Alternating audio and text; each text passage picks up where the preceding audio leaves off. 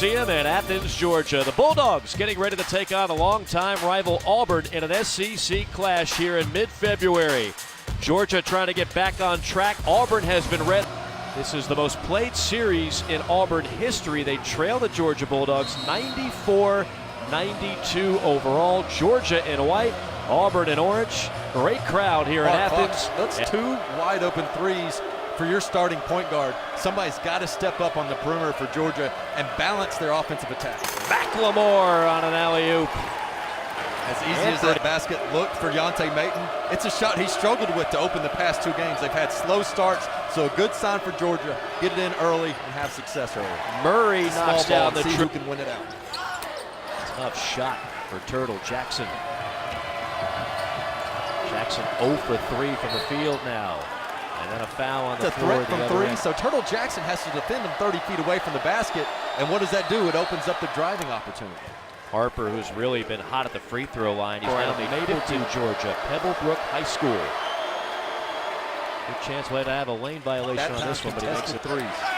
Inside, and Mayton has his second bucket of the game. We're tied.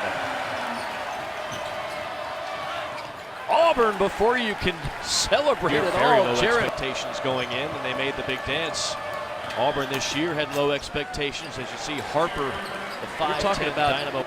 8 teams that seem to be a virtual lock, and several more on the bubble right now as Harper heating up for Auburn. And that's why Crump is in the game, to give them some offensive firepower. He's got to make those shots. Harper is on fire. 12 points all. The corner, open three on the way for Hammonds. That's a good shot, though. You can live with that if you're Georgia. You can see them shooting with more confidence, though. A lot of that is because of what Crump has done. And speaking of confidence, you cannot time left, but Georgia has to make sure they don't get into a shooting contest with Auburn. Exactly what you talked about. That is Bruce Pearl basketball. They defend inbounds passes. Aaron on a stop and pop. Can't get it to go. But an offensive rebound by Deshaun Murray, who's only 6'3", but he plays a lot bigger. That man also plays a lot bigger. Mark Fox wanted to give him confidence. He had only played 8 minutes the past 2 games combined. I think it was as much about the matchups as it was the confidence, and he's been paying off Mark Fox. Guess who's getting to the long rebounds? The faster player, not the taller one, and Auburn gets many of those. Okeke on a save, and then Okeke on a 3, the freshman.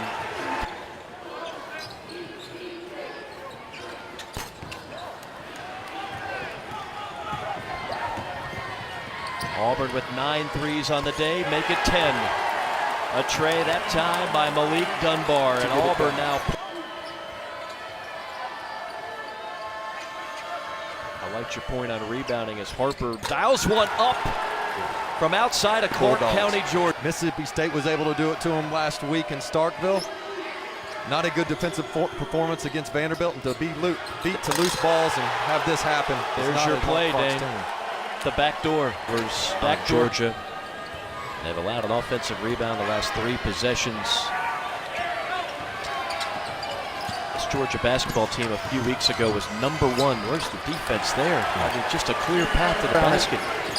Georgia's teams in the past have struggled in the non-conference to get a good resume, and then they get better when the season comes on. February is when they're strongest. This year, they took care of business in non-conference, and it's been the opposite. To where it's February, they're struggling. To play, Auburn on top, 74-59. Bruce Pearl and company trying to pick up their 22nd. North Carolina on it, or Kansas. Right.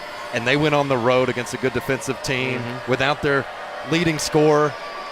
Would people be talking about them as a potential Final Four team?